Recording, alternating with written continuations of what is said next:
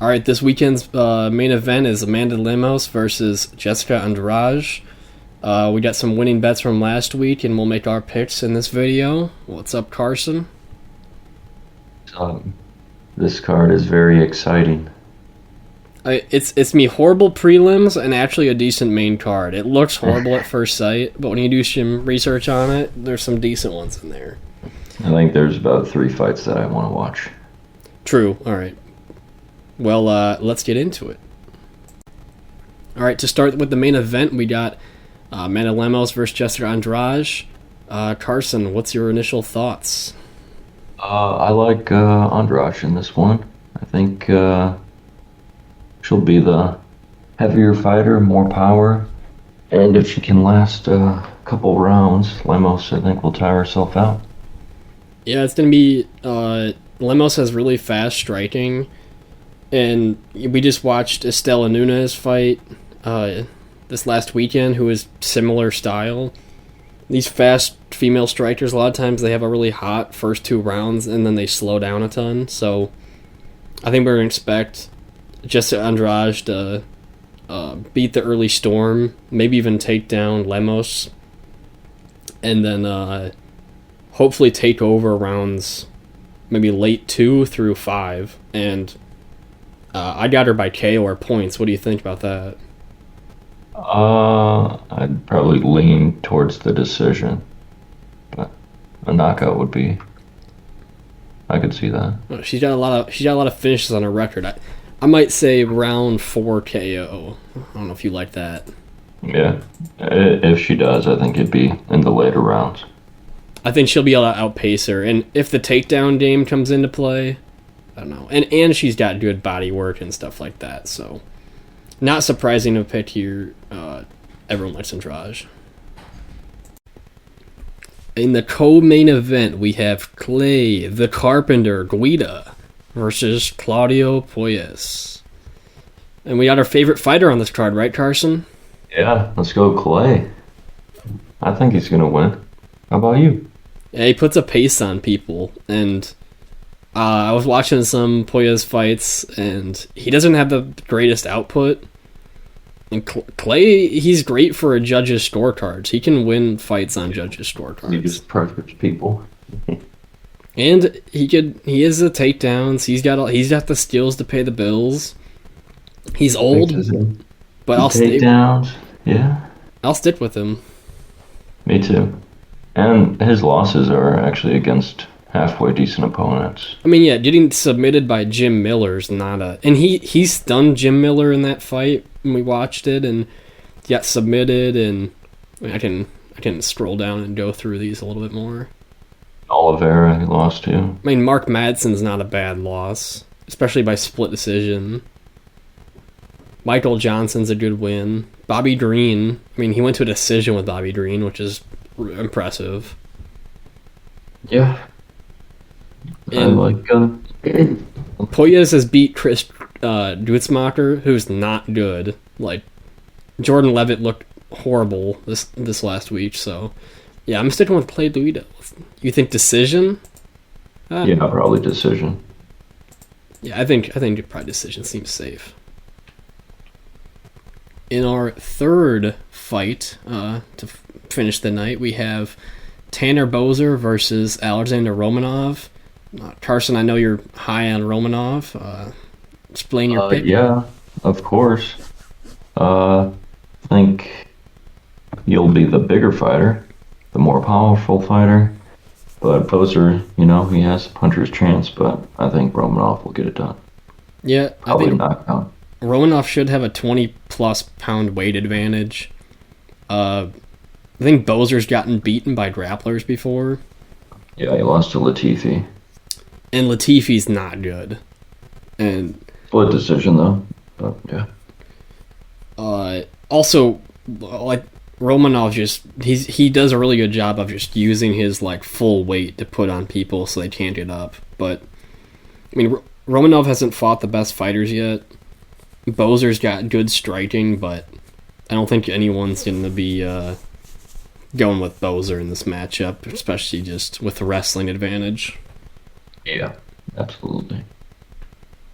I like Romanov by KO. Which round do you Yeah, like? ground and pound, round 2.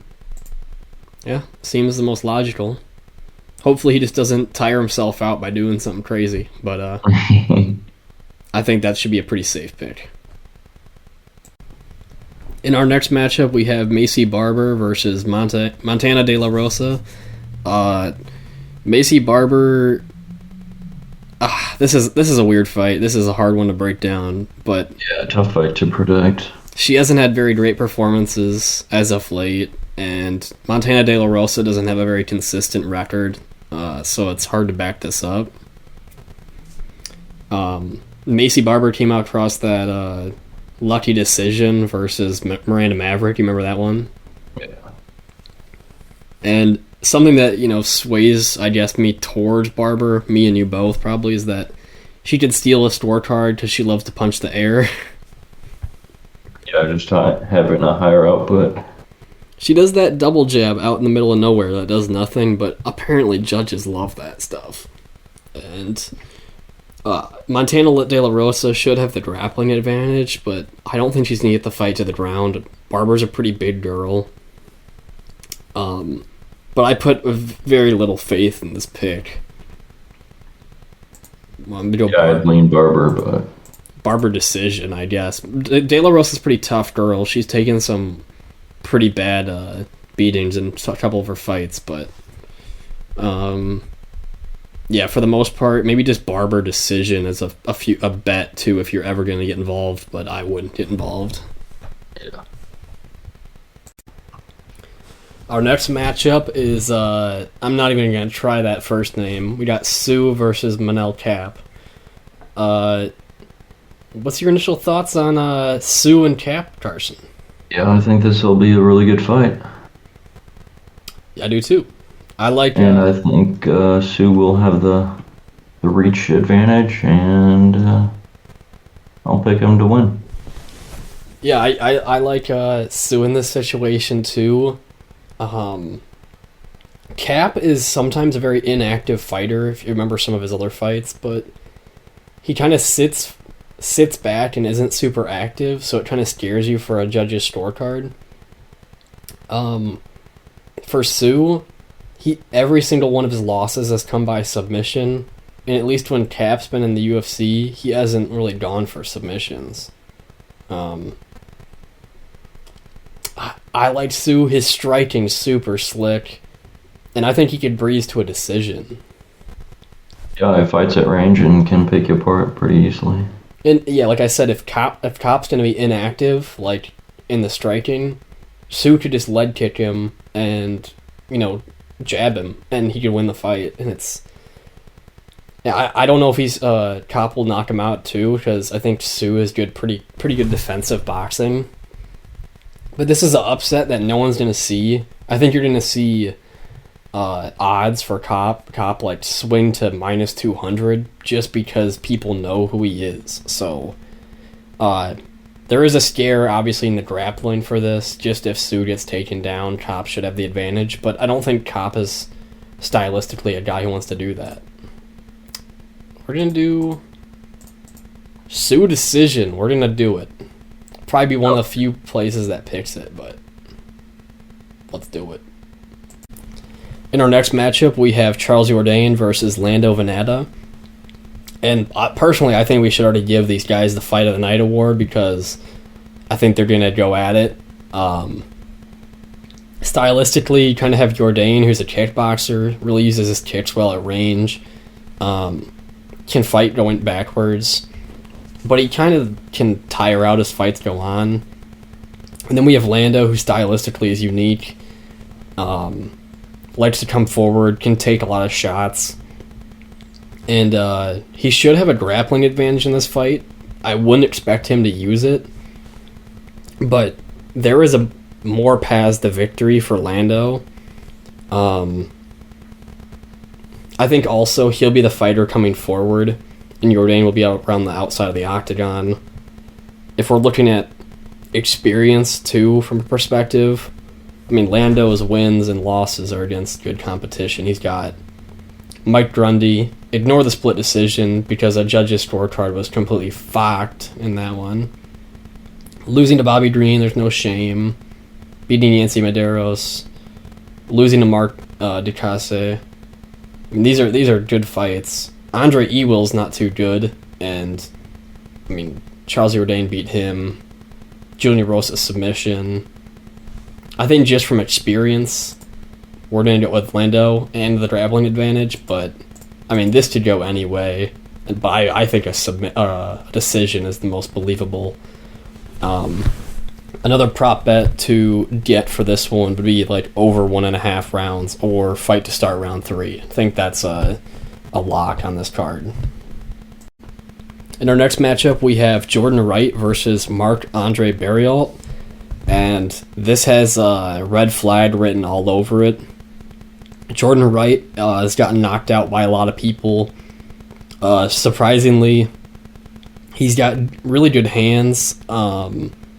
He has some nice, powerful shots. He actually had some fighters in trouble before he's gotten clocked. But he can blitz and tire himself out as well. And Marc-Andre Barriault, he's a good decision fighter, but he also just got knocked out I believe it was a month ago, 2 months ago, 1 week. And that's a very short turnover, and I think this was a short notice fill-in, possibly. I mean, I would take Marc-Andre Barriault. I won't take it with that much confidence.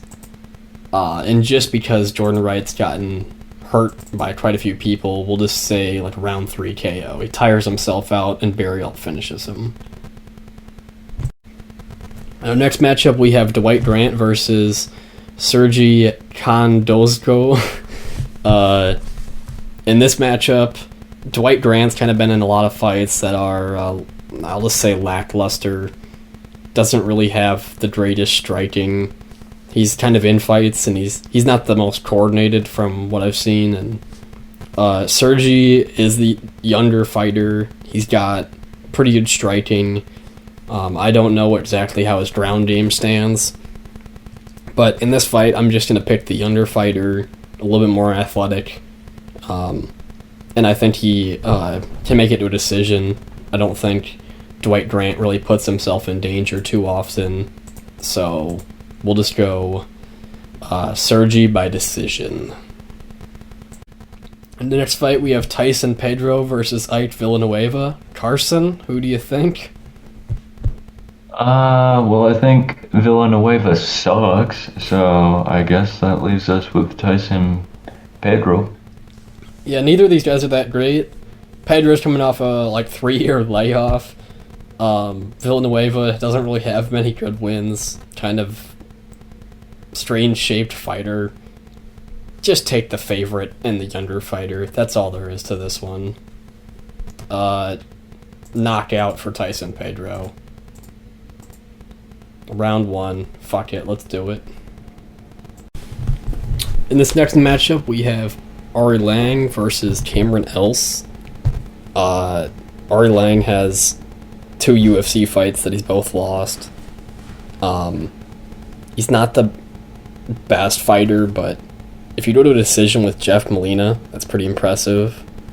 Cameron Else has first loss in the UFC versus Kyler Phillips. Kind of hard to say exactly how this fight will go, but we'll take Ari Lang. I'll just take him by decision. I think he'll be able to outmaneuver Cameron Else and coast to that victory. So, boom. Boom. Boom.